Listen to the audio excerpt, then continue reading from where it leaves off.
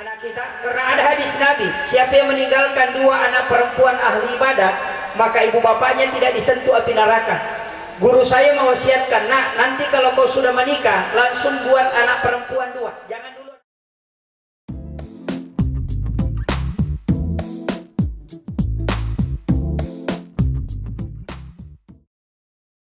Bismillahirrahmanirrahim. Assalamualaikum.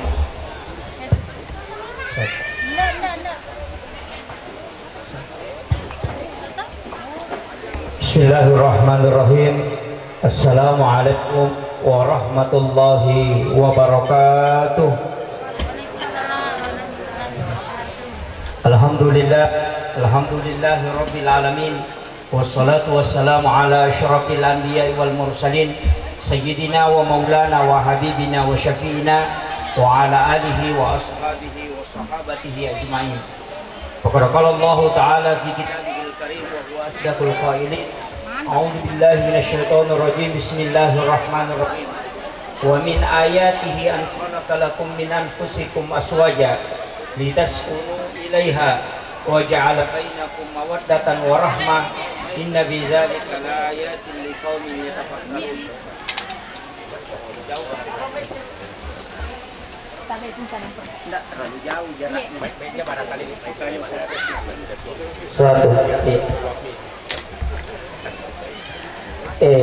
lobe ini lobe itu di pengantara na bonting. Saya ceramah Pak Bu tidak lama, saya hanya kasih wasiat-wasiat khusus karena ini yang paling penting. Karena keadaan sekarang sudah hampir jam 2, tamu kita dari Makassar dari tadi di dalam perjalanan pasti lelah. Saya hanya kasih wasiat-wasiat khusus. Yang pertama, keluarga itu selalu didoakan 3 hal. Kita selalu mengatakan mudah-mudahan rumah tangganya sakinah, mawaddah, warahmah. Sebenarnya itu tidak cukup, mesti ditambah sakinah, mawaddah, warahmah dan takwa. Kalau di dalam Facebook biasa ditulis samawah, sekarang ditambah menjadi samarata. Jadi dulu samawah, sakinah, mawaddah, warahmah. Jadi kasih cukup samarata, sakinah, mawaddah, warahmah dan takwa. Karena rumah tangga yang dimaksud dengan sakinah adalah gejolak-gejolak dalam rumah tangga pasti ada. Saya wasiatkan kepada pengantin baru dan pengantin kadaluarsa juga, yang pengantin lama, bahwa dalam setiap bahtera rumah tangga yang dijalani pasti ada masalah, karena tidak mungkin muncul sakinah kalau tidak ada masalah. Itulah sehingga dalam bahasa Arab dikatakan sakanah. Sakanah itu adalah tenang ketika sudah bergejolak. Makanya sebenarnya tidak ada wanita yang tidak ngambek, pasti ada itu. Tapi itulah seninya kehidupan. Ya kongka makun repat codoka maka jala apa marepat tu sakinah. Maka de gurunta ya komelo komite makun raya marepat na makado ya kupure codo tasi poloso. Nah itu penting saya sampaikan bahwa tidak apa-apa wanita ngambek kalau pagi, kemudian dirayu-rayu kalau sudah duhur, insya Allah sesudahi sepengantin baru lagi. Itu kuncinya. Kemudian yang kedua saya wasiatkan jangan melakukan hal-hal ini karena ini hadis Nabi di dalam kitab Akhlaqul Libanin yang ditulis oleh Hadratus Syekh Hasyim Asy'ari. Wasiat beliau ada 8 perbuatan yang menolak rezeki selama 40 hari. Jadi siapa yang melakukan perbuatan ini dalam rumah tangganya, maka rezekinya akan tertolak selama 40 hari. Istilahnya kita bicarogi ya kota jami jama-jamange pada pulau sona natolak dale. Yang pertama adalah jangan sekali-kali bersandar di daun pintu. Ini larangan orang tua dulu, tapi ternyata itu ada hadisnya. Saya dapatkan dalam kitab Hadratus Syekh Hasyim Asy'ari dan dia mengutip dari kitab Al-Kutubut Tis'ah pada kitab terakhir yakni dalam Sunan Ad-Darimi. Makanya saya wasiatkan yang pertama sebagaimana wasiat Nabi, jangan bersandar di daun pintu. Karena orang yang bersandar di daun pintu itu ada 2 bahayanya. Ketika dia terkena penyakit itu sangat susah untuk disembuhkan. Kemudian yang kedua itu menolak rezeki selama 40 hari. Yang kedua, jangan membuka jendela sesudah sholat asar, karena itu mengundang datangnya jin untuk masuk ke dalam rumah. Itulah sehingga kita harus waspada dalam membina bahtera rumah tangga, karena ada satu jin yang Nabi sudah wasiatkan. Berhati-hatilah dengan Ummu Sibyan karena ini bisa membunuh janin dalam kandungan. Kelak nanti kalau mendapatkan istilahnya hamil, berikan rezeki oleh Allah, hindari cicak. Karena cicak ini dalam kitab-kitab para ulama itu dijelaskan bahwa membawa satu jin yang namanya jin Ummi Sibyan. Jin inilah yang bisa membunuh janin dalam kandungan. Makanya perlu kita hati-hati. Setelah sehingga Nabi mengatakan, siapa yang membunuh cicak dengan satu kali memukul, maka dia mendapatkan 200 pahala. Kenapa? Karena di dalam cicak itu ada jin. Makanya orang tua dulu kita ketika mengayung anaknya, dia mengambil cermin meletakkan di bawah ayunan. Orang belakangan, anak-anak sekarang selalu mengatakan itu bid'ah, itu perbuatan yang tidak ada dalilnya. Padahal sebenarnya itu adalah salah satu ilmu jin, bahwa ketika meletakkan cermin di bawah ayunan, maka jin Ummi Sibyan itu tidak akan mampu mengganggu anak kita yang ada di dalam ayunan. Kalau dalam bahasa Bugis, Ummi Sibyan itu sebenarnya adalah daekang. Saya tidak tahu kalau di Kabupaten Wajo apa namanya, tapi kalau di Sidrap itu dikatakan daekang. Tapi dalam bahasa Arab disebut dengan Ummi Sibyan, jin perempuan yang bisa membunuh janin dalam kandungan. Itulah juga yang mengganggu anak kecil ketika tidur di tengah malam, kemudian langsung menangis dan bangun, ternyata jin ini. Itulah sehingga Nabi mengatakan, ketika anakmu menangis di tengah malam, maka carilah cicak, pasti ada di sekitar situ, dan itulah yang mengganggunya. Kemudian wasiat saya yang ketiga, jangan menggunakan pakaian yang sementara dipakai sebagai lap. Matangangi pakai wajugian yang dulu kan. Kadangkala ada handphone kita lapkan di pakaian. Kemudian kadang-kadang juga kacamata kita pakai baju untuk melap. Kadang-kadang juga perempuan narekomelu mampalena waipala panoau cangkirina dastar nabami nagatkan. Itu menolak rezeki selama 40 hari, dan itu hadis Nabi. Makanya orang tua dulu itu melarang sebenarnya, jangan menggunakan pakaian yang sementara dipakai sebagai lap. Maka saya wasiatkan, jika ingin rumah tangganya diberikan kemudahan rezeki, jangan lakukan ini. Kemudian yang keempat, untuk laki-laki khusus, jangan makan dalam keadaan junub kecuali kita berwudu lebih dulu. Ketika sudah melakukan hubungan suami istri, belum mandi wajib tapi mau makan, maka usahakan berwudu dulu sebelum makan. Kenapa? Karena hikmah dari adanya wudu, makanan yang masuk dalam diri kita itu adalah berkah. Makanya kalau meloki pak baraka yang rewe, maka berwudulah sebelum makan. Kemudian yang paling penting, sebelum berhubungan usahakan berwudu. Sebelum berhubungan badan dengan istri, usahakan kita dalam keadaan berwudu. Tapi saya wasiatkan, tadi protokol minta, mudah-mudahan itu doa. Mudah-mudahan anaknya nanti kelak bisa menjadi orang-orang beriman, orang-orang alim atau penghafal Al-Quran. Saya beritahu kuncinya. Saya pernah baca dalam satu kitab Iyana, bahkan ada dalam kitab Tabaqatus Sadidatul Kubra. Saya wasiatkan ini, jika ingin melahirkan anak yang menjadi ulama atau ustaz, maka buatlah dia di waktu duhur. Ini penting saya wasiatkan. Ya ko meloki jajian atau pandrita, meloki jajian ustaz, anak-anak yang kuat agamanya, maka takibua imunrina loro. Kenapa Nabi mengatakan di dalam hadis, ketika engkau ingin masuk ke dalam kamar ibumu di siang hari, maka ketuk pintunya. Kenapa dia sebut khususkan siang hari? Kenapa bukan malam? Kenapa bukan sore? Kenapa bukan pagi? Kenapa dalam hadis mengatakan di siang hari? Karena di situ ada perbuatan yang anak tidak boleh lihat, dan disitulah sebenarnya tempat berhubungan yang paling bagus ketika kita ingin mendapatkan keturunan yang ahli agama. Itu dijelaskan para ulama kita. Makanya ibu-ibu yang sudah terlambat mohon maaf. Ya, ya. Apa ia nangkana anak yakibuai mondrina isa, namo tasuro loma pesantren deto namelo. Madari ko yan traelo pesantren iyolo ilat tu boleh na pangantaran. Iya, disuruh mengaji dia namanya mengaji. Kenapa? Karena takibuai mondrina isa. Itu hanya jalannya orang biasa. Tapi ketika ingin menempuh jalannya ulama, maka lakukanlah hubungan sesudah sholat duhur. Karena di situ ketika mampu anak itu tinggal, insya Allah anak itu akan menjadi seorang ulama atau menjadi seorang alim alama. Kemudian kalau jalannya para nabi dan rasul itu sebelum dan sesudah sholat subuh.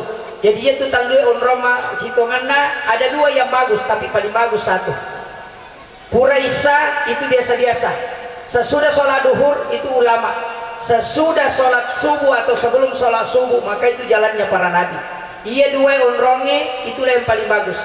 Saya pernah belajar tasawuf di Biran sama guru Tasawuf Muhammad Nur kurang lebih 3 tahun mempelajari ilmu hakikat sama beliau. Ada wasiat beliau, saya wasiatkan kepada anak kita, karena ada hadis Nabi, siapa yang meninggalkan 2 anak perempuan ahli ibadah, maka ibu bapaknya tidak disentuh api neraka. Guru saya mewasiatkan, nak, nanti kalau kau sudah menikah, langsung buat anak perempuan 2, jangan dulu anak laki-laki, supaya kau bisa selamat dengan istrimu. Karena itu janji Nabi, siapa yang meninggalkan 2 anak perempuan yang ahli ibadah, maka ibu bapaknya tidak akan disentuh api neraka. Makanya beliau mengatakan, anak pertama usahakan perempuan, anak kedua perempuan. Kuncinya sederhana, beliau kasih ilmu hikmah, dan ini ada dalam kitab. Jika ingin berhubungan, pakailah napas. Jika napas sebelah kanan yang kuat kemudian berhubungan, insya Allah kalau tinggal dipastikan itu laki-laki. Kalau napas sebelah kiri yang kuat, maka dipastikan itu perempuan. Dan saya uji coba itu ternyata betul. Anak pertama saya mengatakan betul perempuan, anak kedua juga adalah perempuan. Makanya ini ilmu sebenarnya disembunyikan orang dulu. Kenapa? Karena ini ilmu langka, tapi saya tidak sembunyikan. Kenapa? Daripada kita belajar ilmu yang keliru, ada yang disampaikan oleh para ulama kita, dan itu bisa diperhatikan. Makanya saya wasiatkan, lagi-lagi untuk pengantin baru, bukan untuk pengantin lama. Kalau pengantin lama masih bisa melahirkan, ya mintalah supaya bisa. Kalau tidak bisa, yang paling aman ganti casing. Kalau masih dibolehkan. Nah, kemudian wasiat saya berikutnya adalah jangan memotong kuku selain hari Senin, Kamis dengan Jumat. Kenapa hari Senin, Kamis dengan Jumat? Karena itu yang paling aman. Hari Selasa itu akan kena penyakit kulit seperti panu. Orang yang memotong kuku di hari Selasa itu tidak bisa terhindar dari penyakit kulit. Orang yang memotong kuku di hari Rabu itu tidak bisa terhindar dari penyakit bintik-bintik pada kulit. Biasa itu ada bintik-bintik berakhir. Kemudian orang yang memotong kuku pada hari Sabtu, maka orang itu tidak bisa terhindar dari musibah sebelum dia memotong kuku kembali. Dan siapa yang memotong kuku pada hari Minggu, maka 40 hari rezekinya tertolak. Itulah sehingga kenapa ulama kita meminta memotonglah kuku pada hari Senin, Kamis dan Jumat, karena yang paling aman adalah hari Kamis sore. Itu untuk memurahkan rezeki untuk kita. Tapi ada wasiat saya yang paling penting. Ini yang paling penting kita amalkan. Di dalam Quran surah An-Nur ayat 61, sekali lagi saya jelaskan. Dalam Quran surah An-Nur ayat 61, pas di bagian akhir, wa iza dakhala buyutakum, ketika engkau masuk ke dalam rumahmu. Di sini ada hadis Nabi, siapa yang masuk ke dalam rumahnya kemudian mengucapkan salam dan tidak ada yang menjawab salamnya, maka bacalah doa ini. Ini penting. Kenapa? Apa jaminannya? Rasulullah mengatakan, siapa yang membaca doa ini ketika mengucapkan salam dan tidak ada yang menjawab salamnya, maka dia dan anak-anaknya tidak akan miskin. Itu janji Nabi. Bahkan di dalam ayat itu dikatakan mubarakan, diberikan keberkahan oleh Allah Subhanahu wa taala. Padahal ini ayat, cuma jarang orang amalkan. Jadi kalau kita masuk ke dalam rumah, ucapkan salam, assalamualaikum warahmatullah. Kalau tidak ada yang menjawab salam, langsung baca assalamu alaina wa ala ibadillahi sholihin. Nabi berjanji mengatakan, siapa yang membaca itu ketika tidak dijawab salamnya, maka Allah tidak akan membuat dia miskin sampai ke anak-anaknya.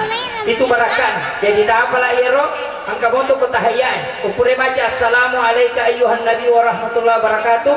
Kemudian kita baca assalamu alaina wa ala ibadillahi sholihin.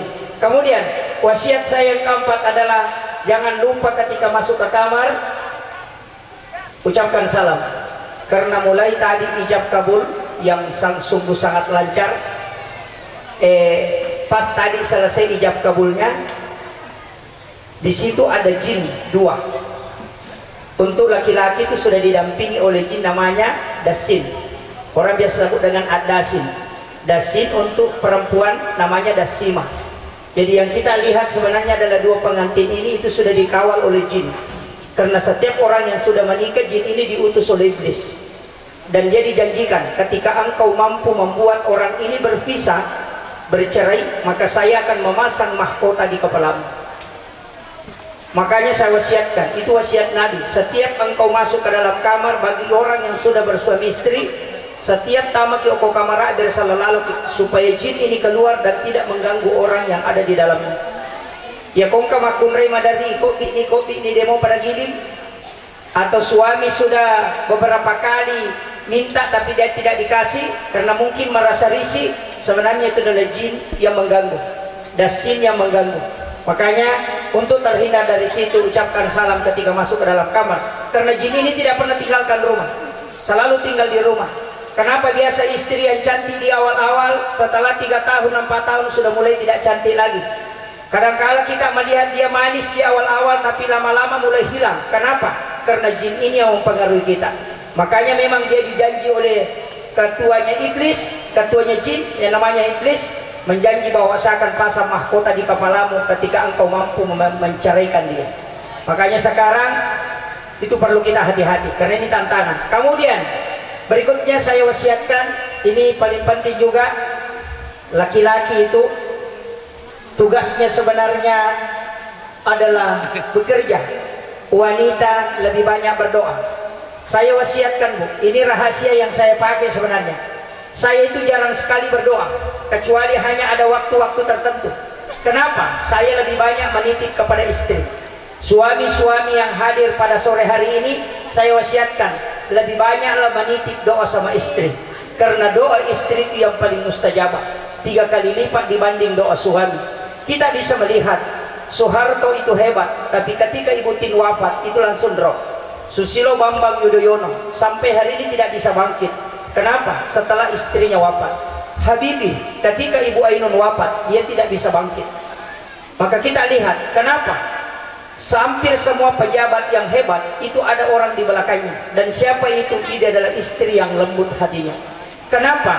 Ketika istri ini meninggal, coba lihat pejabat itu pasti tidak bisa melakukan sesuatu yang besar. Bagaimanapun hebatnya Susilo Bambang Yudhoyono, tapi ketika Ibu Ani wafat sampai hari ini tidak bisa bangkit. Kenapa? Karena doanya wanita yang lembut itulah yang menggoyang tiangnya aras. Saya selalu mengatakan, wanita ketika berdoa itu sungguh luar biasa. Maka saya wasiatkan Adinda, pengantin baru ini, usahakan setiap selesai sholat subuh di waktu-waktu mustajabah atau sesudah sholat maghrib, jangan tinggalkan tempat kecuali mendoakan suami dan keluarga. Yang paling penting saya sampaikan, kirimkan Fatihah suami 1 kali sebelum tidur. Tabacani Fatihah lakaita kumiki matinroh, cukup menyebut namanya ila ruh, tabacani ruhna magai insyaallah kalau wiyo kalakaita na melok kedo makaleliang atau angka sipa na makaleliang pastilah tuukoy di. Kenapa? Karena suratul Fatihah itu sebenarnya adalah menyambung ruh secara hakiki. Itulah yang dipakai para ulama dulu, saling mendoakan para ulama, sehingga ketika ada yang sakit itu langsung dia tahu. Kenapa? Karena dia menyambung. Makanya wanita juga harus tahu sabaya kuwite garata nabuti ngarone dena dua mi anak darah pura nabote. Iya kuwite garata. Makanya saya sampaikan, jaga dia baik-baik. Ketika dia mau meninggalkan rumah, ada doa. Sebenarnya koma pasikarawe tahu iro nabaca, yaitu nabaca Nabi Adam waktu nabunga silutu Hawa ku Jabal Rahmah. Ketika sudah berpisah ketemu di dunia di Jabal Rahmah, Nabi Adam pertama kali ketemu Hawa itu dia balikan doanya di dalam Al-Quran, yaitu nabaca teh koma pasikarawe wa alkaitu alaika mahabbatan minni walitusna ala aini. Itu doanya, itu terdapat dalam Quran surah Taha akhir ayat 39. Saya wasiatkan Dinda, ketika suami mau tinggalkan rumah, jabat tangan, cium tangannya, kemudian lihat mukanya dan baca doa itu.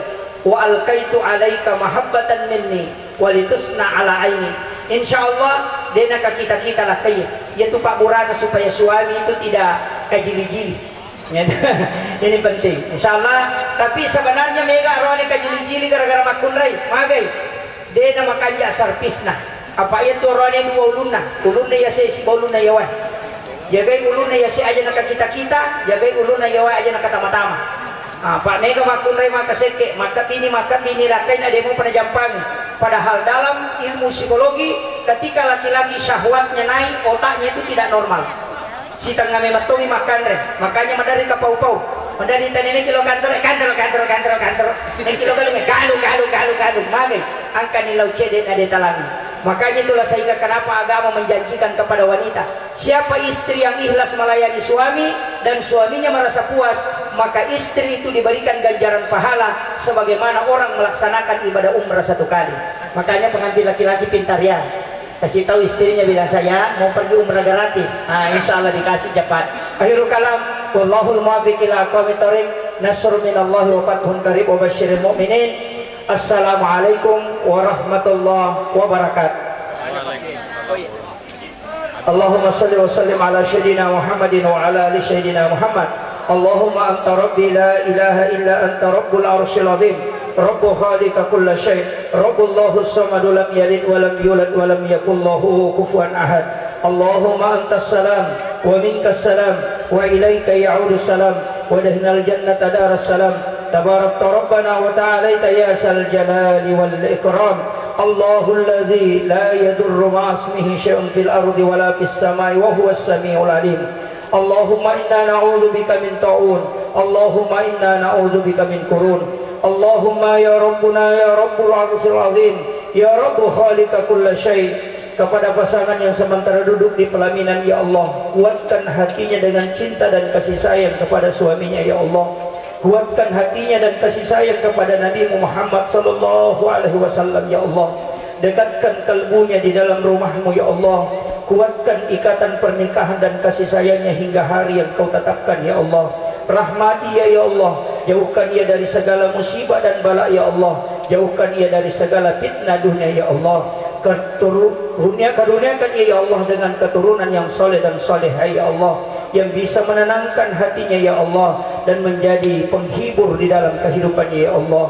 Jadikan ia sebagai anak yang soleh dan solehah, ya Allah. Rahmati ia, ya Allah, dan jadikan ia sebagai pengantar untuk masuk ke dalam surgamu, ya Allah. Rabbana zalamna anfusana wa illam taghfir lana wa tarhamna lanakunanna minal khasirin. Rabbana atina fid dunya hasanah wa fil akhirati hasanah wa qina adzabannar. Wa sallallahu ala sayyidina Muhammadin walhamdulillahi rabbil alamin. Al-Fatihah.